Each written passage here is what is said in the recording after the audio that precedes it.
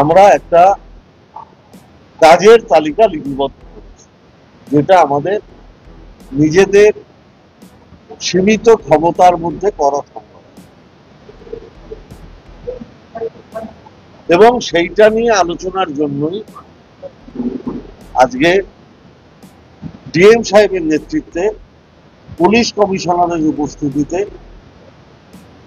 SDO সাহেবের অনুষ্ঠিত করা একটা ডেভেলপমেন্ট কমিটি মিটিং হলো, যেখানে পিডাব্লিউডির আধিকারিকেরা ছিলেন, কেএমডি এর আধিকারিকেরা ছিলেন, পঞ্চায়েতের দপ্তরের আধিকারিকেরা ছিলেন, জেলা পরিষদের সভাধিপতি নারায়ণ গোস্বামী ছিলেন, ইরিগেশনের আধিকারিকেরা ছিলেন, ল্যান্ড ডিপার্টমেন্টের আধিকারিকেরা ছিলেন, অর্থাৎ বিভিন্ন দপ্তরের আধিকারিকেরা আজকের সভায় উপস্থিত ছিলেন। আমরা বিস্তারিত আলোচনা করি।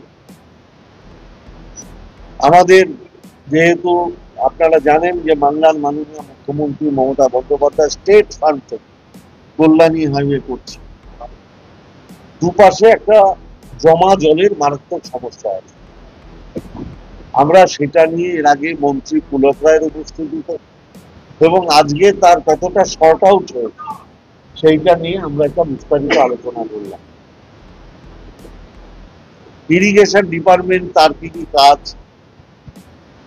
নীলগঞ্জ খাল পরিষ্কার করা, ত্রিমণি খাল পরিষ্কার করা, সেটা নিয়েও বিস্তারিত আলোচনা।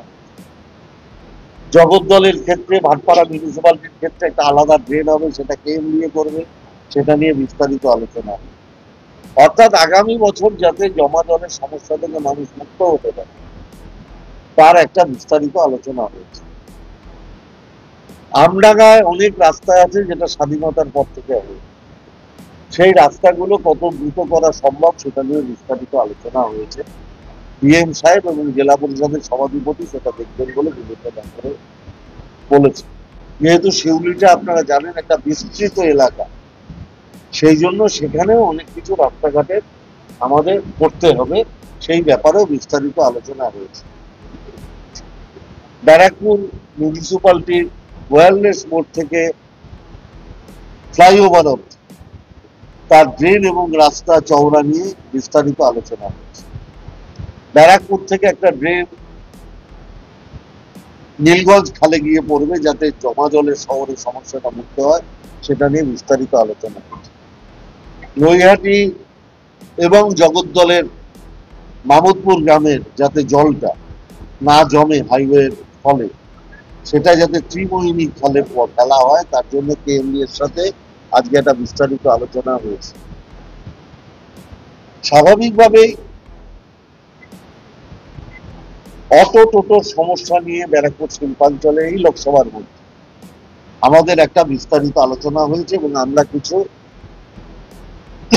নীতি প্রণয়ন করছি এবং আমাদের একটা এসডিও সাহেবের নেতৃত্বে একটা কমিটি গঠন, যারা দেখবে যে কত অটো চলার কথা, কত অটো ব্যারাকপুর লোকসভার মধ্যে চলে।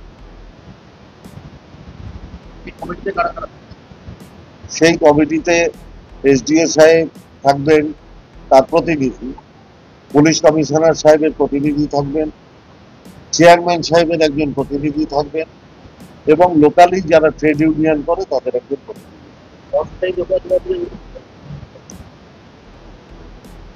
আমরা পিডাব্লিউডির রাস্তাটা যেখানে যেখানে বড় করা সম্ভব সেখানে সেখানে ঘোষপাড়ানোর বড় করব, আর যারা এর আগে জোর করে দখল করে রেখেছিলেন আমরা তাদের পুনর্বাসনেরও একটা পরিকল্পনা করছি। আমরা জায়গা খুঁজছি, যে জায়গাটা পেলে আমরা পুনর্বাসনের ব্যবস্থা করে দেবো, কারণ আমরা মমতা ব্যানার্জি চান না কারুর পেটে লাথি করি, কিন্তু আমাদের একটু সময় দিতে হবে। আমি প্রত্যেককে অনুরোধ করব আমাদের সেই সময়টুকু ব্যবহার করব। এটাই মূলত আলোচনার জিস্ট আপনাদের বললাম। আমাদের পরবর্তী মিটিং হচ্ছে 10ই নভেম্বর, সেকেন্ড স্যাটারডে এখানে। দেখুন, আপনারা অবগত আছেন যে বর্ষাকালে কোনো কাজ হয়, বর্ষাকালে এখন সব ডিপিআর তৈরি হচ্ছে।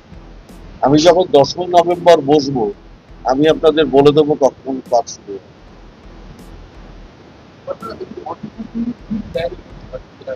না না, ওই যে আমরা বললাম যে এটা একটা সেগ্রিগেটেড, কত আইনি অটো চলে, কত বেআইনি অটো চলে। এখন এটাকে সেগ্রিগেট করা, তারা এই কমিটি তারা বসে ঘুরে আমার শুধু ব্যারাকপুর লোকসভা।